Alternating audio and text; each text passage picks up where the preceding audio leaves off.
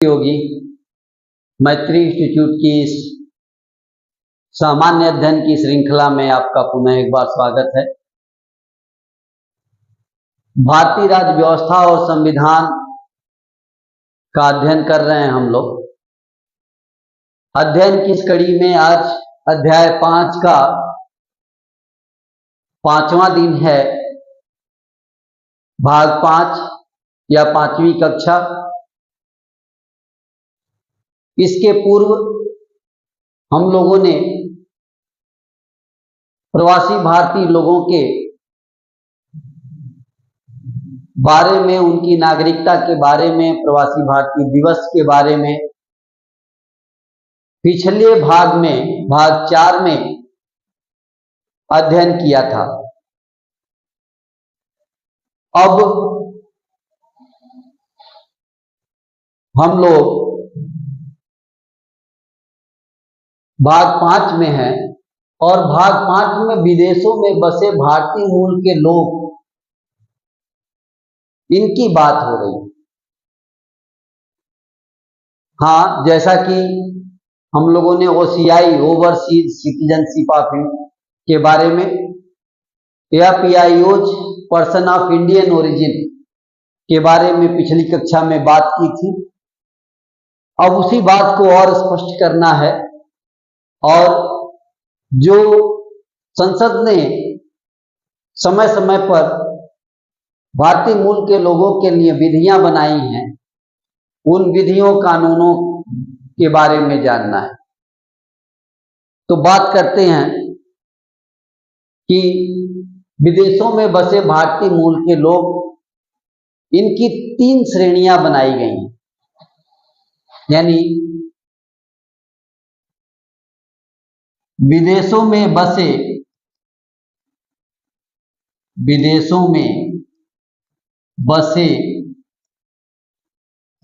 भारतीय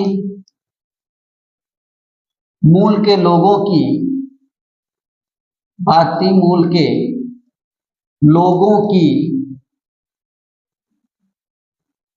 3 श्रेणियां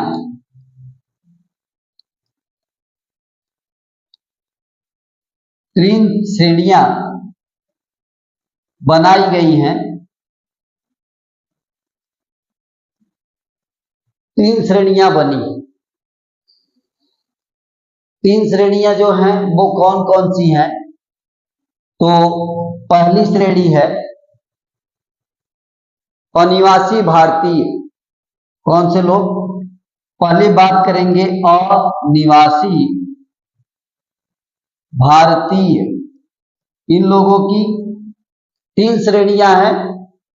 3 श्रेणियों की बात करेंगे। अनिवासी भारतीय, इन्हें कहते हैं नॉन रेजिडेंट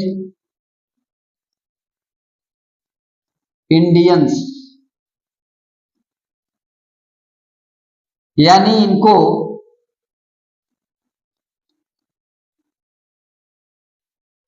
NRI कहते हैं। यानी इनको NRI कहा गया है।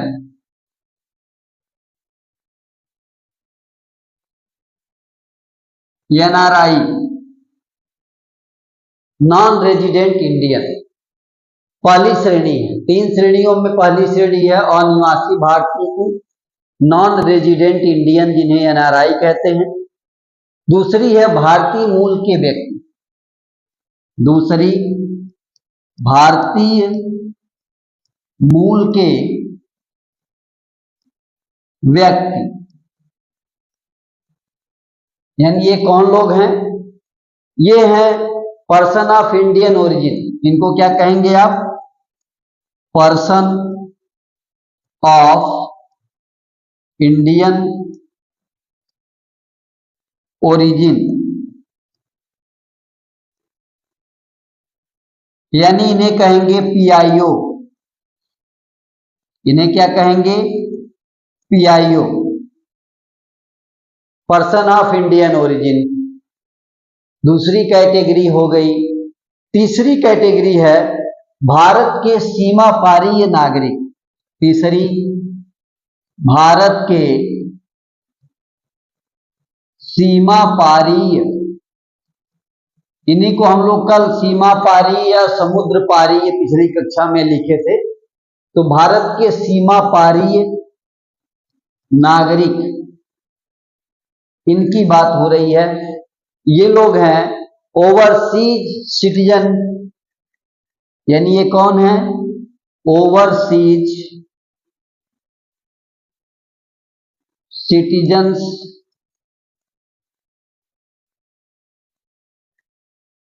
ऑफ इंडिया, यानी इन्हें कहेंगे ओसीआई। तो ये 3 कैटेगरी है। आपने देखा कि विदेशों में बसे भारतीय मूल के जो लोग हैं, इनकी 3 कैटेगरी है, 3 श्रेणियों में इन्हें बांटा गया है। एक है अनिवासी भारतीय, नॉन रेजिडेंट इंडियंस यानी एनआरआई। दूसरे भारतीय मूल के व्यक्ति जिन्हें पर्सन ऑफ इंडियन ओरिजिन यानी पीआईओ। और तीसरे भारत के सीमा पारीय नागरिक यानी ओवरसीज सिटीजन्स ऑफ इंडिया। ये 3 कैटेगरी आपने देखी।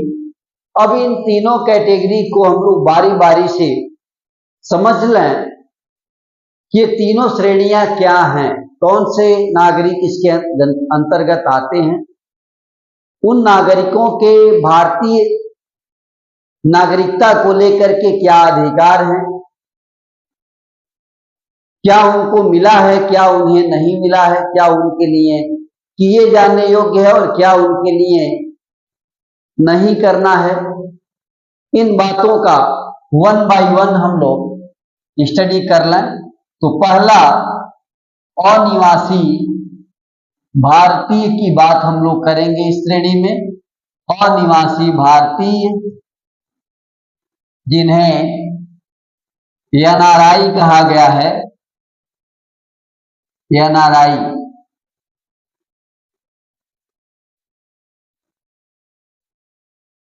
एनआरआई की बात अब हम लोग करेंगे कि कौन है एनआरआई। तो एनआरआई ऐसे भारतीय होते हैं या ऐसे भारतीय नागरिकों को एनआरआई कहते हैं जो एक वर्ष में 182 दिन 182 दिन या उससे अधिक अपने किसी कारोबार के कारण, नौकरी के कारण, किसी अन्य कारण से भारत के बाहर दूसरे देश में रहते हैं और भारतीय पासपोर्ट धारण करते हैं। ऐसे नागरिक अनिवासी भारतीय, नॉन रेजिडेंट इंडियन यानी कि एनआरआई कहे जाते हैं। एनआरआई की परिभाषा आपने जानी, आइए नोट करते हैं कि ऐसे भारतीय नागरिक, एनआरआई में कौन आएंगे? ऐसे भारतीय नागरिक जिनके पास क्या है, जो नौकरी या व्यवसाय के उद्देश्य से, जो नौकरी या व्यवसाय, कोई काम के लिए नौकरी या व्यवसाय के उद्देश्य से भारत से बाहर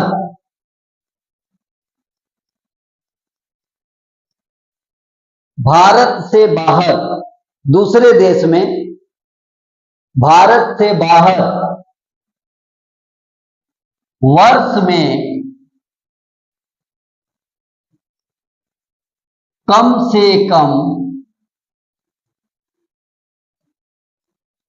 182 दिन,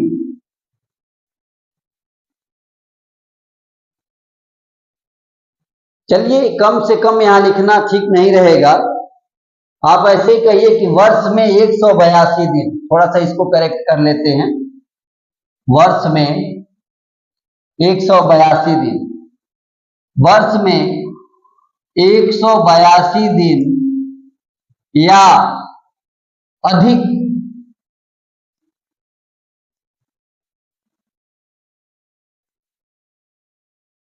या अधिक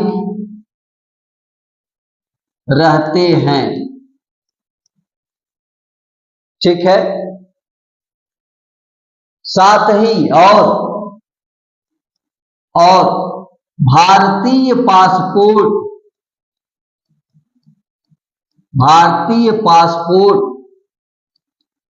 धारण करते हैं।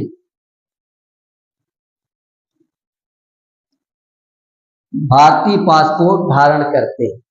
तो ऐसे नागरिक क्या हैं? एनआरआई कहे जाएंगे, अनिवासी भारतीय कहे जाएंगे। अनिवासी भारतीय एनआरआई कहे जाएंगे। तो आपने देखा कि अनिवासी भारतीय एनआरआई कौन है? एनआरआई लोग वे भारतीय हैं जिनके पास भारत का पासपोर्ट है और जो वर्ष में 182 दिन या अधिक भारत से बाहर किसी नौकरी या व्यवसाय के या किसी कार्य से रहते हैं, तो उन्हें हम अनिवासी भारतीय एनआरआई नॉन रेजिडेंट इंडियन कहते हैं। नॉन रेजिडेंट इंडियंस वे होंगे। इतना ही नहीं, अगर संयुक्त राष्ट्र संघ के द्वारा किसी मिशन में, किसी कार्य में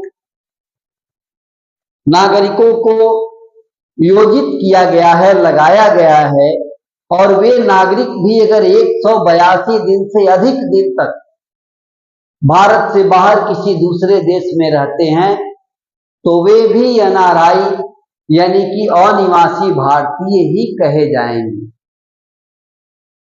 तो इस तरह से अनिवासी भारतीय के बारे में आपने जाना। अब हमें जानना है कि अनिवासी भारतीय क्या उनको अधिकार है। तो अधिकार, अनिवासी भारतीयों के अधिकार क्या क्या हैं ये देख लें। तो उन्हें प्रारंभ में तो मत देने का अधिकार नहीं था, मतदान का अधिकार नहीं था, लेकिन बाद में वर्ष 2011 में एक नोटिफिकेशन के माध्यम से, एक अधिसूचना के माध्यम से ऐसे नागरिकों को मतदान करने का अधिकार प्रदान किया गया। तो हम देखेंगे कि ऐसे नागरिक मतदान यानी वर्ष 2011 से, शुरुआत कहां से? वर्ष 2011 से मतदान के अधिकार की मांग को मानते हुए, इस बात को भी सम्मिलित किया जा रहा है इसमें, को मानते हुए भारत सरकार ने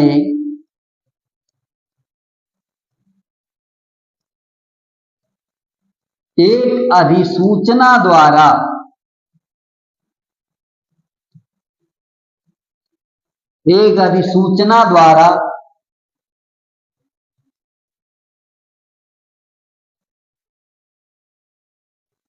इस मांग को पूरा कर दिया।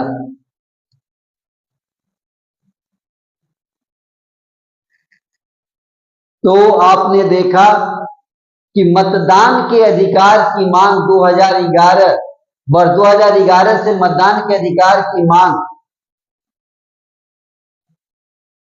वर्ष 2011 में कर लीजिए।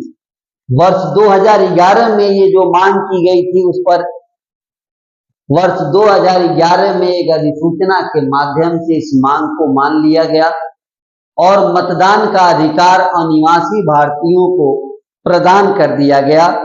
इसके लिए यह है कि अनिवासी भारतीय को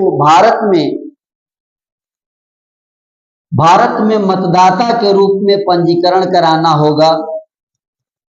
भारत में मतदाता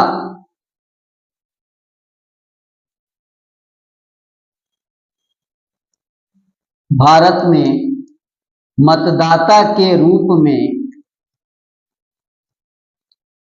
पंजीकरण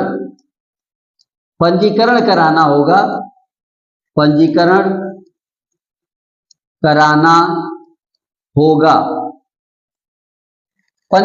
कराना होगा। और क्या करना होगा? इसके लिए फॉर्म 6A के माध्यम से, फॉर्म 6A के माध्यम से, इस फॉर्म के माध्यम से विदेशों में रह रहे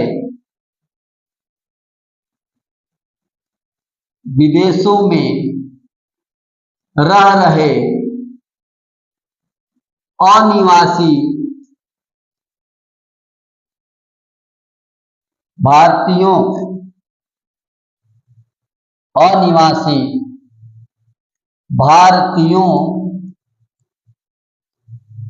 को मतदाता के रूप में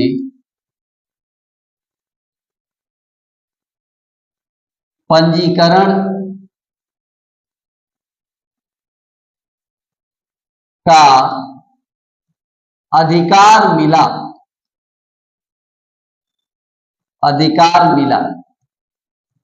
तो आपने जाना कि अनिवासी भारतीय वर्ष 2011 तक को वोट देने का अधिकार उसको नहीं था, लेकिन उसके पश्चात उसे वोट देने का अधिकार प्राप्त हो गया। इसके अलावा ऐसे नागरिकों को बाकी सुविधाएं, चाहे वो वित्तीय सुविधाएं हो, शैक्षिक सुविधाएं हो, ये सारी सुविधाएं उन्हें प्राप्त। अब बात करते हैं हम लोग दूसरी कैटेगरी है भारतीय मूल के व्यक्ति।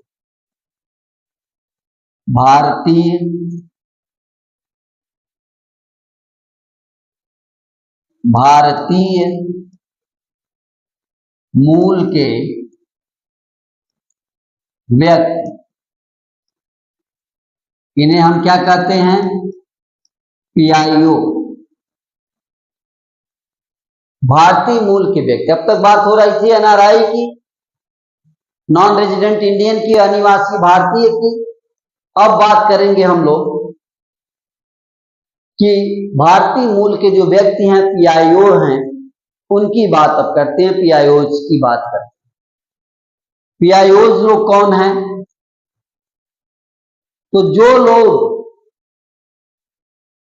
लोग स्वयं या उनके पूर्वज कभी भारत के नागरिक थे, लेकिन वर्तमान में वे दूसरे देश में चले गए, दूसरे देश में जाकर के रहने लगे हैं और वहां के नागरिक हो गए हैं, या यूं कह लीजिए कि जिनके पास कभी भारत का पासपोर्ट रहा हो और अब भारत के नागरिक न हो, और भारत का पासपोर्ट रहा हो, उनके माता पिता, उनके दादा दादी, उनके नाना नानी में से कोई भारत शासन अधिनियम 1935 के अंतर्गत भारत में रहा हो, तत्कालीन भारत का निवासी रहा हो, अथवा ऐसे क्षेत्र का निवासी रहा हो जो भारत में शामिल कर लिया गया, तो उन व्यक्तियों को और उनके वैवाहिक संबंधी को PIO कहेंगे, भारतीय मूल का नागरिक मानेंगे।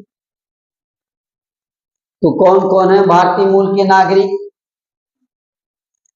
जो लोग स्वयं अथवा उनके पूर्वज, यानी ऐसे लोग जो स्वयं अथवा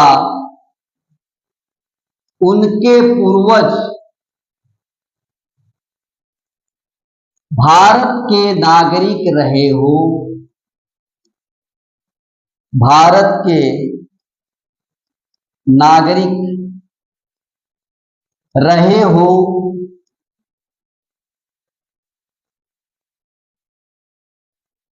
या पहले इसमें जोड़ना है, लेकिन रहे हो लेकिन वर्तमान में दूसरे देश के नागरिक हो या बन गए हो। अब वो क्या हो गए हैं? पहले भारत के नागरिक थे, अब दूसरे देश के नागरिक हो गए हो। अर्थात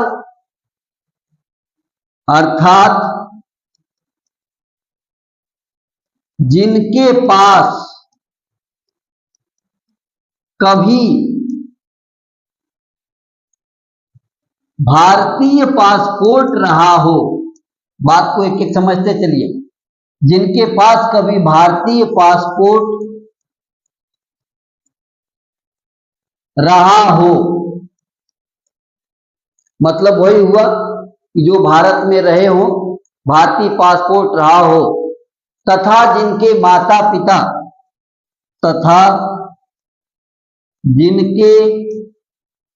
माता पिता दादा दादी नाना नानी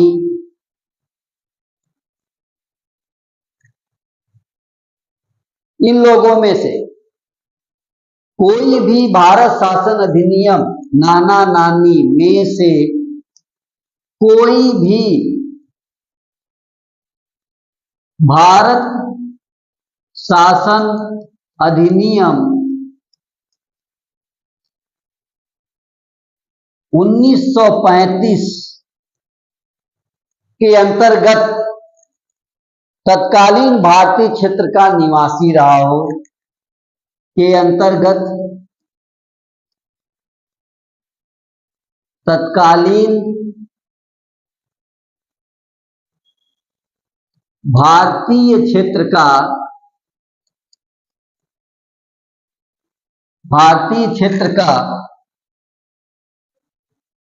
निवासी रहा हो,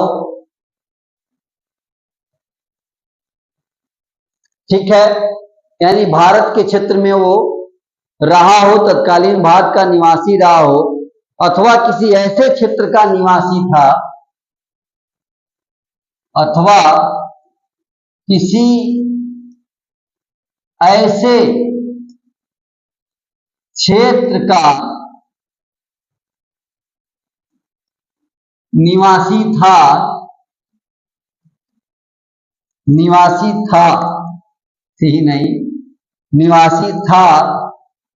भी हो सकता था, निवासी था जो बाद में, जो भारत में, सीधा सीधा कह दीजिए, जो भारत में सम्मिलित हो गया हो, तो ऐसा व्यक्ति पीआईओ होगा। भारत में सम्मिलित हो गया है तो उस व्यक्ति को और उसके वैवाहिक संबंधी को हो गया हो, तो उस व्यक्ति को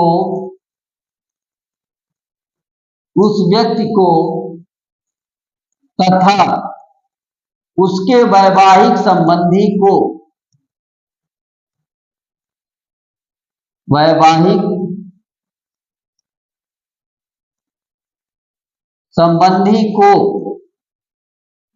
भारतीय मूल का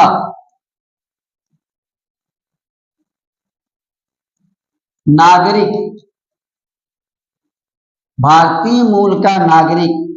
अर्थात पीआईओ कहा जाएगा। तो ये पीआईओ के बारे में बात हुई। पीआईओ कौन है? पीआईओ है, पूरे शुरू से देख लें एक बार। पीआईओ कौन है कि जो लोग स्वयं या उनके पूर्वज भारत के नागरिक रहे हों लेकिन वर्तमान में दूसरे देश में रह रहे हों, दूसरे देश के नागरिक बन गए हों, अर्थात जिनके पास कभी भारतीय पासपोर्ट रहा हो और उनके माता पिता, दादा दादी, नाना नानी में से कोई भारत शासन अधिनियम 1935 के अंतर्गत तत्कालीन भारतीय क्षेत्र का निवासी रहा हो अथवा किसी ऐसे क्षेत्र का निवासी रहा हो जो बाद में भारत में सम्मिलित हो गया, तो उस व्यक्ति को और उसके वैवाहिक संबंधी को, अर्थात पति पत्नी जो भी हो, को भारतीय मूल का नागरिक PIO, person of Indian origin कहा जाएगा। ऐसे व्यक्ति को पर्सन ऑफ इंडियन ओरिजिन कहा जाएगा। परंतु एक परंतु भी जोड़ लें, परंतु इसमें जो व्यक्ति पाकिस्तान, श्रीलंका, नेपाल, परंतु जो व्यक्ति पाकिस्तान, श्रीलंका, नेपाल, इन देशों को सम्मिलित करना पड़ेगा, नेपाल, भूटान, बांग्लादेश, अफगानिस्तान, चीन, इन देशों को, चीन, बांग्लादेश, अफगानिस्तान, ये सभी जो व्यक्ति का नागरिक है उसे पीआईओ नहीं माना जाएगा। यानी ये सुविधा जो है पीआईओ की, वो पाकिस्तान, श्रीलंका, नेपाल, भूटान, बांग्लादेश, अफगानिस्तान और चीन में जो है, इन देशों में जो है, उन नागरिकों के लिए ये सुविधा उपलब्ध नहीं है। यानी ये भारतीय मूल के नागरिक नहीं माने जाएंगे। अर्थात भारतीय मूल के नागरिक नहीं माने जाएंगे।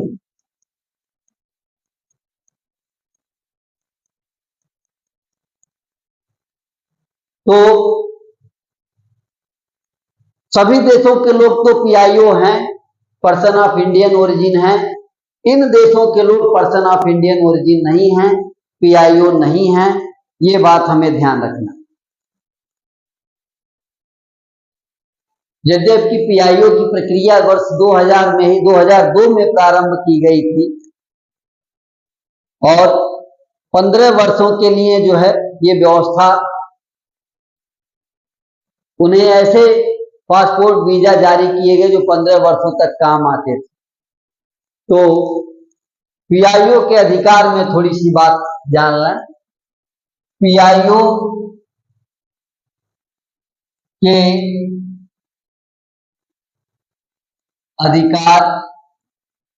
अधिकार बल्कि न कहें, आप ये कह रहे हैं सुविधाएं के लिए सुविधाएं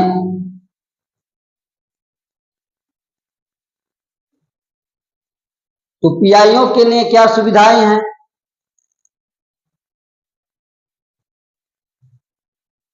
तो पीआईओ धारक व्यक्ति, पीआईओ कार्ड धारक व्यक्ति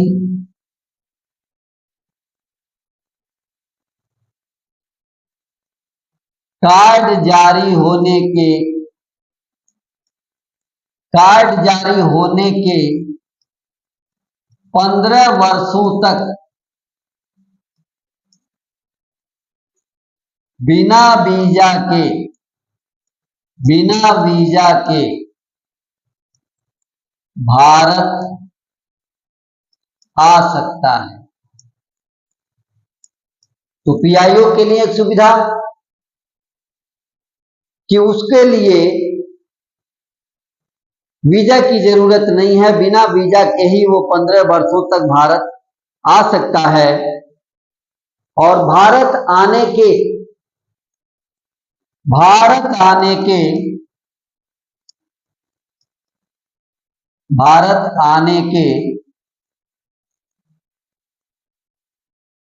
इसको सही कर लें, भारत आने के 180 दिन, उनको जो समय दिया गया था, 180 दिन के भीतर विदेशी क्षेत्रीय पंजीकरण अधिकारी आने के 180 दिन के भीतर विदेशी क्षेत्रीय पंजीकरण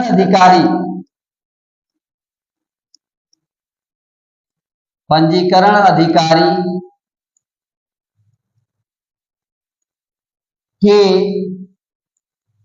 उनके पास पंजीकरण कराना होगा।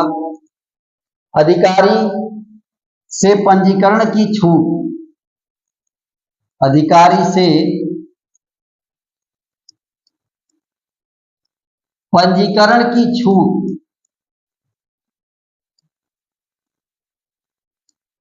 ये मिली हुई थी उन्हें। तो एनआरआई को ये चीजें मिली हुई थी। उसके अलावा आर्थिक, वित्तीय और शैक्षिक सुविधाएं प्राप्त थी। एनआरआई की तरह आर्थिक, वित्तीय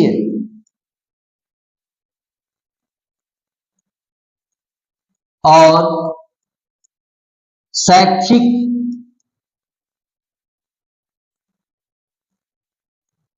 सुविधाएं प्राप्त थी इनको, परंतु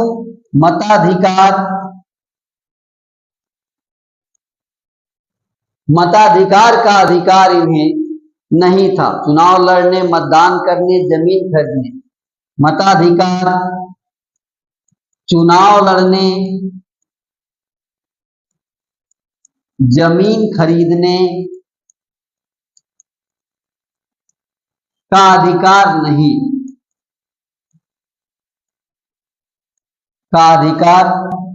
नहीं। तो इस प्रकार ये जो अधिकार था, उसमें आपने देखा कि इसमें कौन से अधिकार प्राप्त थे, कौन सी सुविधाएं थी। तो पीआईओ को क्या मिला है? पीआईओ कार्ड धारक कार्ड जारी होने के 15 वर्ष तक बिना वीजा के भारत आएगा। उसके अलावा जो 180 दिन के भीतर विदेशी क्षेत्रीय पंजीकरण अधिकारी से जो पंजीकरण कराने की बाध्यता होती है, उससे भी इन्हें छूट प्राप्त है। इसके अलावा इनको आर्थिक, वित्तीय और शैक्षिक ये सुविधाएं जो इन्हें हैं एनआरआई की तरह प्राप्त हैं। लेकिन ये मतदान नहीं कर सकते, चुनाव नहीं लड़ सकते और भारत में जमीन नहीं खरीद सकते। इतने सुविधाएं और अधिकार पीआईओज को प्राप्त है। तो आपने देखा पीआईओज के बारे में। तो हम लोगों ने दो लोगों को जाना, एक एनआरआई, दूसरे पीआईओज। अब तीसरे लोगों की बारी है जो ओसीआई नागरिक हैं, भारत के सीमा पारीय नागरिक। तो अगले पृष्ठ पर तीसरे भारत के सीमा पारीय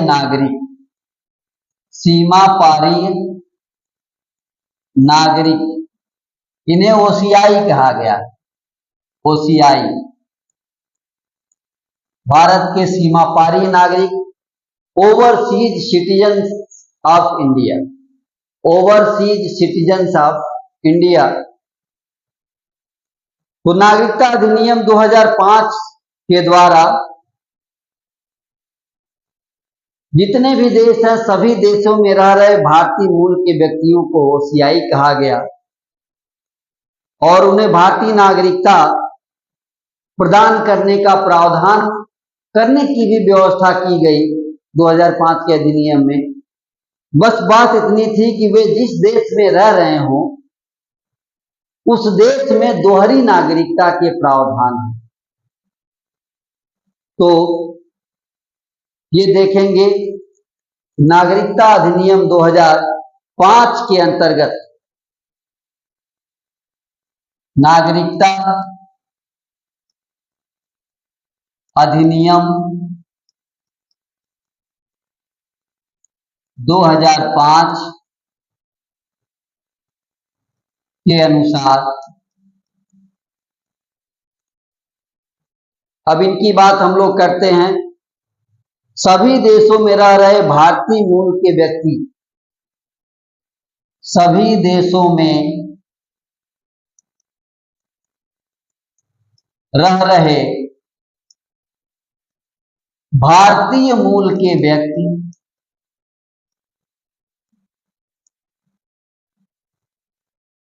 भारतीय मूल के व्यक्ति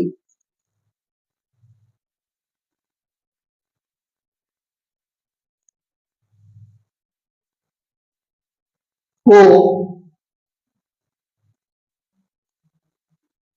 यानी भारतीय मूल के व्यक्तियों को विदेशी भारतीय नागरिकता, विदेशी भारतीय नागरिकता प्रदान करने की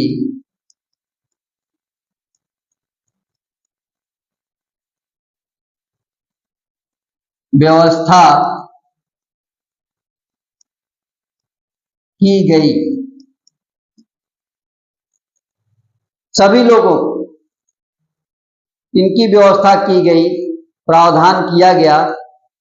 बस उन देशों में यह कानून उन देशों में रह रहे भारतीय मूल के लोगों के लिए है, व्यवस्था या करने की व्यवस्था करने का यहां कर लेते हैं, करने का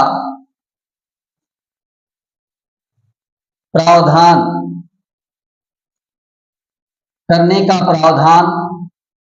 व्यवस्था की जगह हम लोग प्रावधान लिखें तो ज्यादा बेहतर है। करने का प्रावधान किया गया,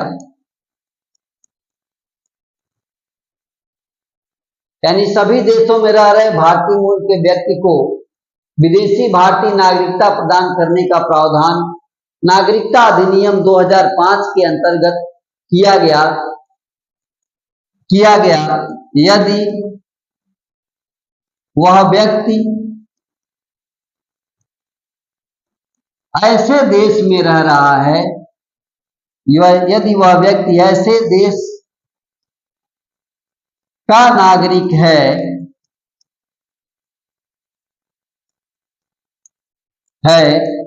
जहां दोहरी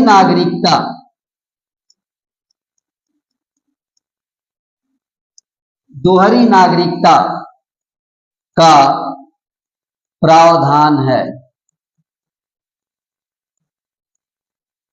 तो बहुत साफ ओसीआई के लिए कि विदेशी भारतीय नागरिक या भारत के सीमा पारी नागरिक या सीमा पारी भारतीय नागरिक OCI overseas citizen of India, इसके लिए क्या कि किसी भी देश में रह रहा भारतीय मूल का व्यक्ति उसको विदेशी भारतीय नागरिकता प्रदान करने की व्यवस्था नागरिकता संशोधन अधिनियम 2005 में करती। बस एक छोटी सी शर्त लगाई गई कि जिस देश में वो रह रहा हो उस देश में दोहरी नागरिकता की व्यवस्था हो, मतलब कम से कम उस देश का कानून उसको इस बात की इजाजत दे कि वो भारत का समुद्र पारी नागरिक या सीमा पारी नागरिकता प्राप्त कर सके। तो इस तरह के लोगों को, और इन्हें स्थानीय कानून में दोहरी नागरिकता की व्यवस्था, तो वही दोहरी नागरिकता की व्यवस्था हो, इस रूप में यह व्यवस्था की गई। आगे इसमें और संशोधन किया गया, और संशोधन के पश्चात आप देखेंगे कि 28 जून 2015, 28 जून 2000, अभी 15 नहीं, अभी 5 की ही हम लोग बात करेंगे, यानी 28 जून 2005, अभी थोड़ा इसका सुधार कर लें, और 28 जून 2005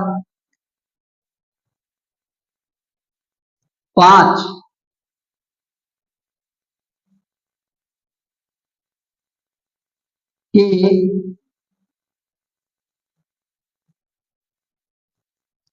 नागरिकता अधिनियम के अनुसार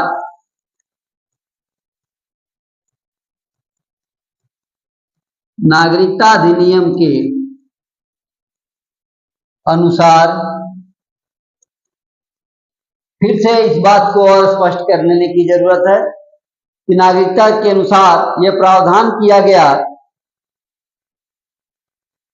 कि कोई भी प्रवासी भारतीय जो किसी ऐसे देश में रह रहा हो जहां दोहरी नागरिकता का प्रावधान है, सीमा पारी नागरिकता प्राप्त कर सकता है। तो इस रूप में उसे केंद्र ने 2 सुविधाएं प्रदान की। इसके अनुसार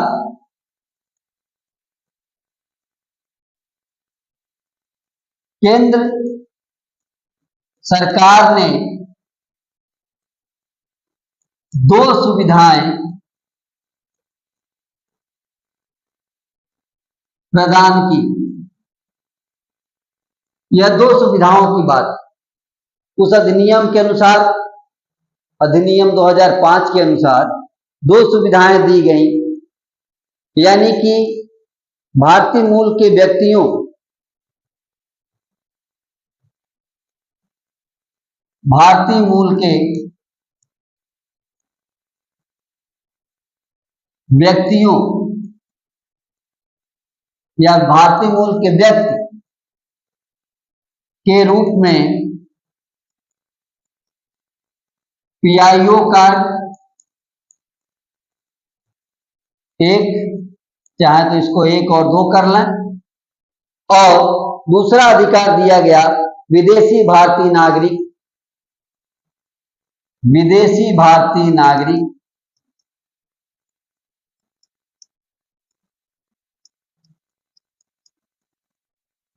विदेशी भारतीय नागरिक या ओसीआई कार्ड। ये 2 कार्ड जारी किए गए नागरिकता संशोधन अधिनियम के अंतर्गत इन नागरिकों को, जो भारतीय मूल के नागरिक के रूप में विदेशी भारतीय नागरिक की जिन्हें पहचान दी गई, उन्हें 2 तरह के कार्ड प्रदान किए गए। अब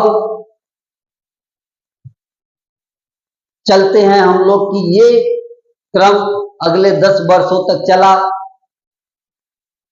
और नागरिकता संशोधन नियम 2015, नागरिकता संशोधन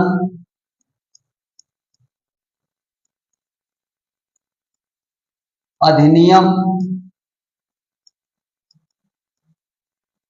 2015, अब इसकी बात हम लोग करेंगे कि 2015 में क्या किया गया,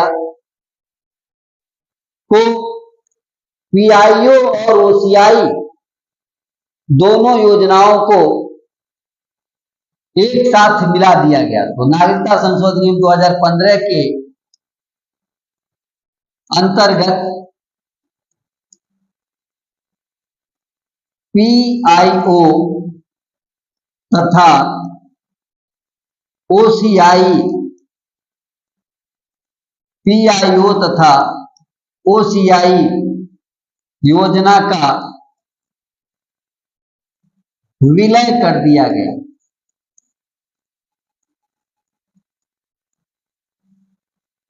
तो आपने देखा कि नागरिकता संशोधन अधिनियम 2015 जब आया तो उसने पीआईओ को और ओसीआई को दोनों को क्या किया, मिला दिया, दोनों का विलय कर दिया, दोनों को मिलाकर एक कर दिया और पीआईओ कार्ड को ओसीआई कार्ड का दर्जा देने का प्रावधान किया गया और पीआईओ कार्ड को पीआईओ कार्ड को ओसीआई कार्ड का दर्जा प्रदान कर दिया गया, दर्जा प्रदान किया गया। यानी इस तरह से आपने देखा कि पीआईओ कार्ड समाप्त हो गया और पीआईओ कार्ड की जगह पर केवल ओसीआई कार्ड देने की बात फाइनल की गई।